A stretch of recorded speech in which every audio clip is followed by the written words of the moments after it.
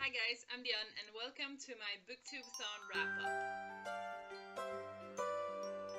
BookTubeAthon took place last week, and if you guys don't know, BookTubeAthon is a readathon which kind of celebrates BookTube.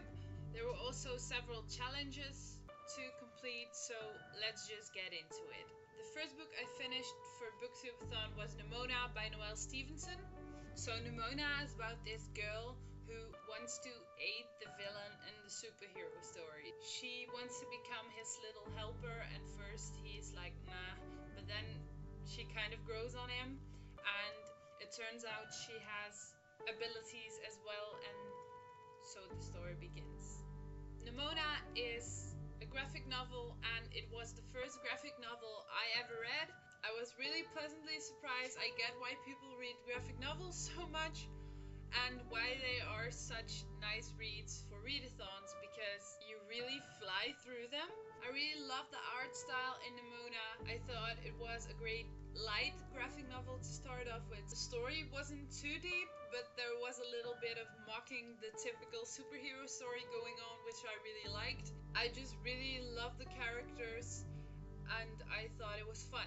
So I gave Nimona 4 out of 5 stars. Nimona also completes the challenge for a book you discovered through BookTube and the challenge for a book you only read after sunset. The second book I completed during BookTubeAthon was The Lost Symbol by Dan Brown. The Lost Symbol is the third book in the Robert Langdon series. The Lost Symbol is about Robert Langdon, who is a professor at Harvard who teaches symbolism. He gets this phone call very early in the morning from the assistant of a friend who is set to host some kind of event, and the guest speaker has fallen ill, so would he maybe want to come to this event to speak? He can use one of his old speeches, it'll all be fine. But then he goes there and there is no event, and it turns out he has been tricked by someone who knows a lot about symbolism and wants to exploit his knowledge. I really enjoyed the novel, but it had the same feeling I always get with these Robert Langdon novels, and that is that they're good, not great. I enjoy them, but I don't love them. The characters are not like too stereotypical, but you don't get very much depth into the characters. You only see like the stress they're going through, and I'm sorry for them, but I can't feel too bad for them because I really don't know them that well, if you get what I mean. It was nice to see that the character Catherine is introduced as this independent woman. Catherine is introduced as a woman who is married to science and not bitter about that decision at all. And it was nice to see that these housewifey stereotypes are just thrown out of the window. I will be finishing off the series because there's only one book left in the series, which is Inferno, so I will be picking that up soon. I gave The Lost Symbol 3 out of 5 stars. The Lost Symbol also completes my challenge for read a book with yellow on the cover and completes the challenge by read a book by one of your favorite authors. And yeah, I doubled up a lot.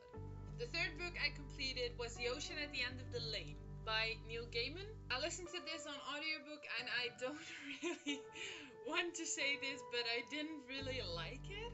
The Ocean at the End of the Lane is about a boy who kind of leads a normal life until someone comes into his house and turns out not to be so human. I don't know how to describe it differently because I thought the story was very vague. But he also has friends who are not really human, but they're like the good guys. This is such a beloved book on BookTube that I expected to love this book. Maybe the audiobook format did something to make me feel more detached from the characters, but I just really couldn't get into it that well. I really didn't dislike it, but I don't know, it seemed so vague and I really didn't understand what was going on most of the time, and then everything started coming together and I didn't see the point of this story. I like the characters, but I didn't really get into them as much as I do normally, and I like the plot, I guess, but it wasn't really inviting me to read on straight away. I am sad to say I gave this 2 out of 5 stars, but I have picked up Fragile Things in the meanwhile, and I will let you know how I like that one, because I'm not giving up on Neil Gaiman yet after hearing so many good things. The 4th book I read for BookTubeAthon is Kindred Spirits by Rowell. I did not know it was that short. It was a very fun short story about geek culture and I really liked it, but it was really short. If it's even 50 pages at all, that's it. Kindred Spirits is about a girl who wants to get in line for the Star Wars premiere, and her mother doesn't want her to, but she does it anyway, and she expects it to be a great line with lots of people, but when she arrives there are only 2 other people there. It was fun, it was nice, I like Rowell's writing style, and I gave this 3 out of 5 stars. Next, I picked up Very Good Lives by J.K. Rowling. Very Good Lives is a graduation speech J.K. Rowling gave some years ago with good advice. I really loved it. I thought it was a truly inspiring speech, and I'm glad I read it, and I gave it 5 out of 5 stars. Then I picked up We Should All Be Feminists by Chimamanda Ngozi Adichie. I'm sorry if I pronounced that wrong. We Should All Be Feminists is a short novella essay thingy with short chapters of Chimamanda talking about her experiences that directly relate to feminism. And I really loved it. I'm just getting into feminism, and I don't know, I'm just really enjoying reading other women's views and stories, and I gave it 5 out of 5 stars. Then I picked up Wuthering Heights, but Wuthering Heights turned out to be a DNF after like 50 pages or so. Sorry for all you lovers out there. So I had to find another book on my shelf, which was still older than me and had a movie adaptation, because I doubled on that one as well. So I picked Anne Frank's Diary, and I read it in the Dutch version, and then it's called Achterhuis.